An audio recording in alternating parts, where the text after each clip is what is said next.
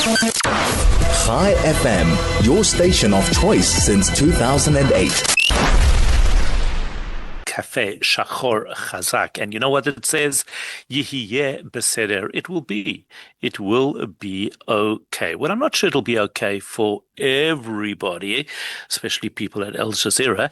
Let's talk about that. Al Jazeera has long been one of the most recognized names in global media, praised by some for its bold coverage and criticized for others for its political bias, its ties to extremism.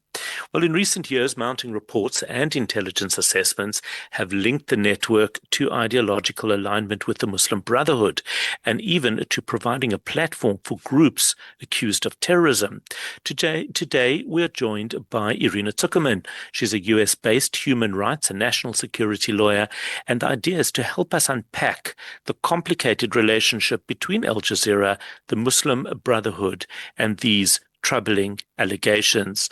Irina, very good morning to you. Thank you for joining us. For listeners who might not be fully aware, can you outline what the Muslim Brotherhood is and why its connections, real or alleged, to a global media organization like Al Jazeera could be significant? Muslim Brotherhood is a movement that was started by Hassan al-Banna, and essentially it has its roots in politicized Islam. What I mean by that is not simply the idea of having Islam as part of the social and political sphere, governance sphere, but a particular model that distorted history, that pushed extremism, and in the future aligned with splinter ideologies and fundamentalist interpretations, as well as revolutionary movements of political sort from the outside, like the Nazis and the Bolsheviks. And it has turned essentially into a dual track movement that cannot be easily separated, a political movement that seeks to exploit Western and Middle Eastern reality to gain political power that way, and on the other hand, a jihadist track, which is frequently funded by the same political movements once they get to power.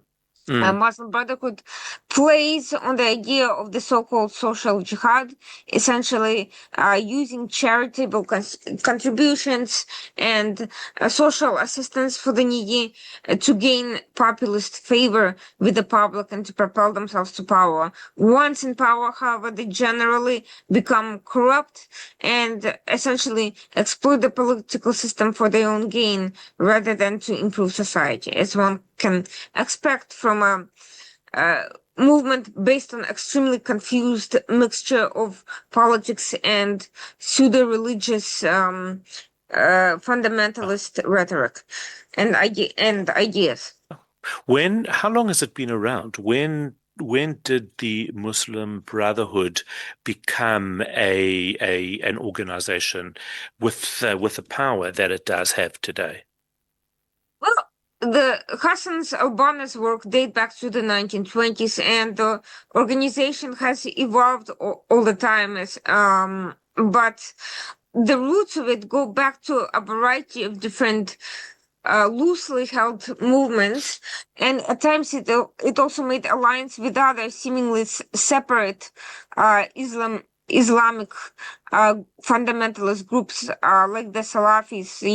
You may have heard of the Salafi Jihadist Alliance. Some of it, presents a rather uncomfortable alliance of the Muslim Brotherhood and the Salafis, who consider themselves very purist, fundamentalist movement, but when it comes to gaining power and confronting liberals or other competing ideologies, they essentially partner with Muslim Brotherhood on many of those things. And sometimes, and some of the concepts between these two different groups can be hard to separate, despite the fact that each follows distinct ideologues and doctrines. The bottom line, though, is that Muslim Brotherhood although it's a modern movement from the 20th century, actually has its roots in pretty ancient political and religious squabbles and distortions, which have evolved over time. And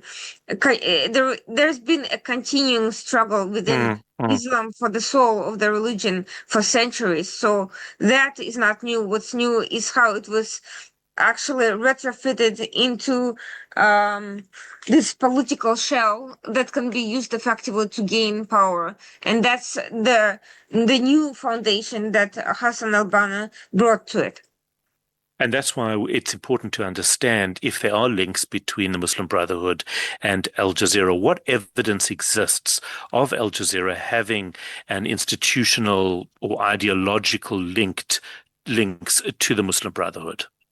Yusuf al-Qaradawi, who was an Egyptian-born spiritual pillar of the Muslim Brotherhood and who resided in Qatar, was a frequent visitor on Al Jazeera. He had his own show and he frequently appeared on assorted programs. He was the one who issued a fatwa, a religious ruling favoring suicide bombings, which is rejected by most clerics, even most Salafist clerics, actually, but which has become accepted within the Muslim Brotherhood. And Al Jazeera has not only provided explicit platform for him to spew this ideology, but also frequently favorably covered suicide bombers and featured assorted terrorist groups such as Al-Qaeda and gave them platform. And more than giving them platform, it has even participated in operations that provided intelligence, actionable intelligence to these groups and gave them political cover, both in the Middle East, Southeast Asia, and in the West. So Al Jazeera, which is funded by the Qatari government and which is registered, essentially linked to the Qatari Emir himself, has a very symbiotic relationship with the Muslim Brotherhood, just as many, if not most, members of the ruling Al Thani family in Qatar are Muslim Brotherhood adherents and have a very fundamentalist view of thinking, despite the fact that some of them may appear to be quite modern, participate in orgies, wild parties, take drugs, and so forth. By the way, none of that rules out adherence to Muslim Brotherhood principles. There is always, an excuse for those who want to fight it, and even those who are not actually practice Muslim Brotherhood fund and support it. So Al Jazeera has become a sounding board for Muslim Brotherhood messaging. That is unfortunately where we do need to leave it. Thank you as always, Irina Zuckerman.